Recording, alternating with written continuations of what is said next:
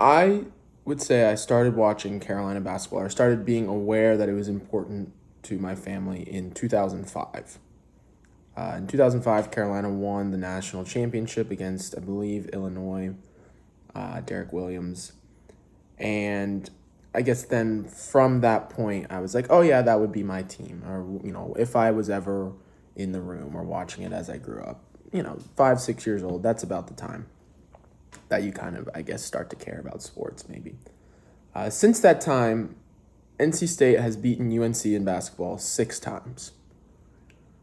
I've played 38, 40 times, something like that since then. And they've won 6 times. And every time NC State beats Carolina in basketball, it's a terrible feeling. It's like, not that it shouldn't happen, because they're two Division I teams. There's a rivalry. They've got good players on both sides. But it's just built up so much that Carolina wins and NC State loses, that whenever State wins, it just feels wrong. Out of the 6 times State has beaten Carolina in basketball since I've been watching, this one is by far the worst. By far the worst. Because I have no hope or no confidence that this is a one-off thing. This can be explained away by two teams that really don't like each other. This can be a trap game for a bigger game coming up. We had to show up and win that game on the road, and we didn't. We were not the better team yesterday. North Carolina was not the better basketball team yesterday. They were winning for stretches. How many times have we said that this season? They were winning for stretches. They were in the game, only down 1 at the half. You knew NC State was going to be up for it. You knew their crowd was going to be rowdy. And again, it's just one stretch. 9-0 run for NC State, second half with about 6-ish minutes to go. Put the game out of reach. Then you're down 9 with 2.5 to go. You got to shoot a 3 to keep us in it. You miss that 3, State comes down and gets an easy transition bucket, and that's the game. That's the game. So, there's just a lot of red. I think the theme of this video would be red. Boxes are red. NC State is red. As I'm scrolling down the schedule of the North Carolina basketball team, if a red dot indicates a loss, a lot of red dots. A lot of red dots. In fact, 5 of them in the month of February. Shortest month of the year. 5 losses. We've now lost to Duke, State, and Wake Forest. Those teams all play in North Carolina. Got to defend the state better. Got to play your in-state rivals with some intensity. Listen, I know I didn't make a video for the Miami game, but it's okay because this game is basically the exact same. Here's how both the NC State and the Miami game went. First half, fine. Caleb Love making some shots. Caleb Love at times being decisive, driving to the basket, maybe getting fouled as opposed to just jacking up a 3. Thought Caleb Love was good. I would have given Caleb Love a green box for both the Miami and the NC State game. Go into the half, down 1. Okay. Not ideal, right? I guess if ideal is you're winning by 3 billion points at halftime, it'd be less than ideal, but not bad. We knew Miami was a good team. I believe they were ranked. NC State was ranked yesterday, right? 2 good teams. One was at home, one on the road, but you're in it, right? Basketball game, only down 1 point. You're in that game. It's a good half, feeling each other out. I don't remember about the Miami game. The NC State game, Carolina had a lot of turnovers, self-inflicted wounds. Let's check specifically. I know State had at one point 12 points off of turnovers, and Carolina had a bunch of turnovers. And on the flip side, we weren't forcing State into any turnovers. Never a recipe for success, right? Carolina yesterday against NC State had 3 points off turnovers, and as a team had 13 total turnovers. NC State had 16 points off turnovers, and they won the game, if I haven't said this already, by a score of 77-69. So 8 points, 16 from turnovers. It's not going to help. That's not going to help you. But anyways, comparing the two games, coming back into the second half, it started the second half against Miami, and it kind of ended the second half against NC State. But in effect, what happens is Carolina goes ice cold offensively. They can't shoot the ball. They become stagnant, right? Passing around. Yesterday in the NC State game, here's what happened. RJ and Caleb were outside of the three-point arc. Armando was coming up, I guess, to set a high ball screen. Caleb picked up his dribble. He couldn't move. He passed it to RJ, who kind of looked around. I don't even think he took a dribble. Passed it back to Caleb. We weren't moving out of like a 5 square foot area.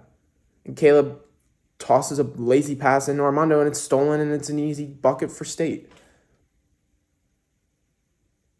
Our decision-making becomes a lot poorer. We try to force things. Oh, State's on a 3-0 run. State's on a 6-0 run. They've hit 2 threes in a row.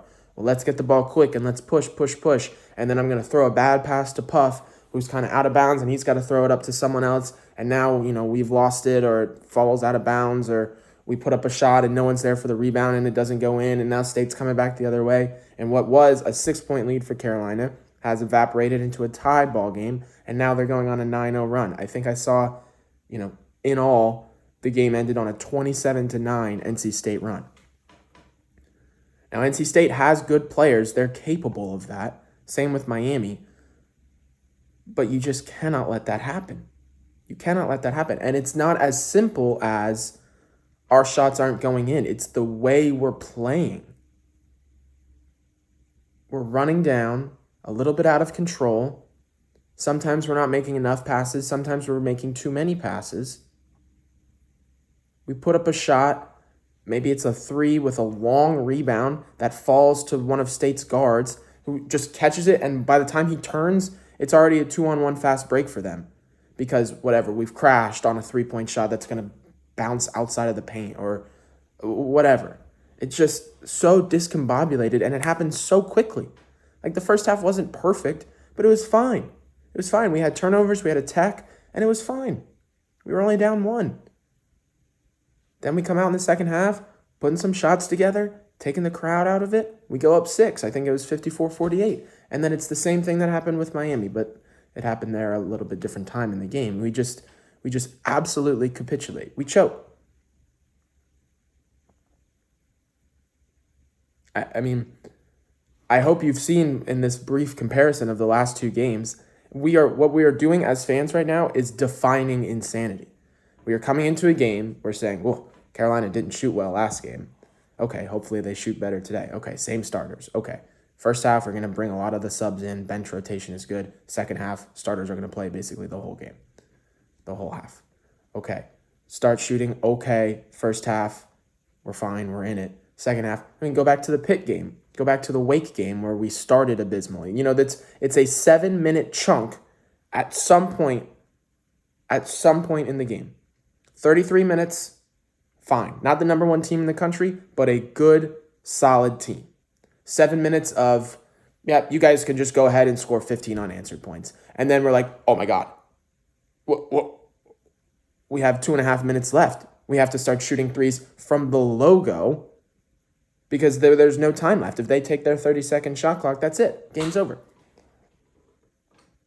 So it's just the definition of insanity. We keep coming up to these games in February thinking we need a win, we need a good showing. We got one from Clemson. That's the best part. They continue to give us hope every so often with a win or a good performance. But the wins are becoming fewer and farther between these days.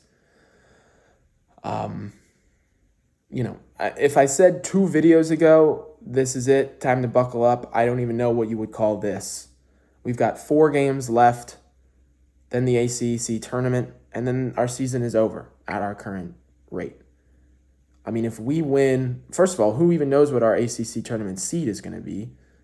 Play on the Monday before, but, if we go out and string some victories together, then I do think we can make the NCAA tournament because although it may be a down year, quote unquote, for the ACC, I still think that shows consistency and quality and whatever. But it's going to be very hard. It's going to be very hard for this team to make the tournament.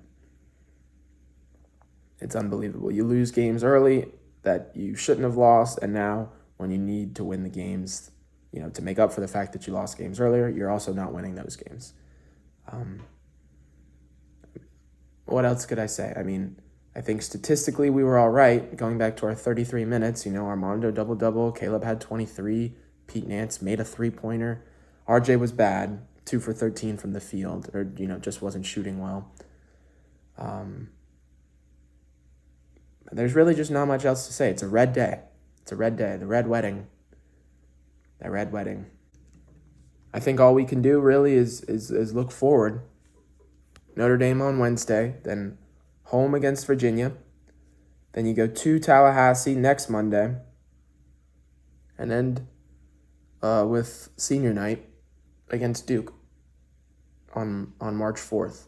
Maybe the Tar Heels can March 4th right now. But it's beyond X's and O's. It's beyond looking at statistics. The box scores all look the same. The games all look the same. The after-game analysis all reads the same. Joe Lunardi is saying the same things. You see it all on social media. It's a bad season. There's time to turn it around. Technically, that wasn't the last game of the year. But it has to happen, and it doesn't look like it's going to happen. So there's almost, if it's anger and then depression and then resignation, we're here. We're way over here. But you know what else?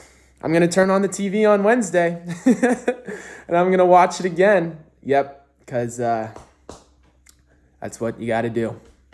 You watch the Tar Heels win some and lose some, and then you die. Have a good one, guys. Thanks for watching.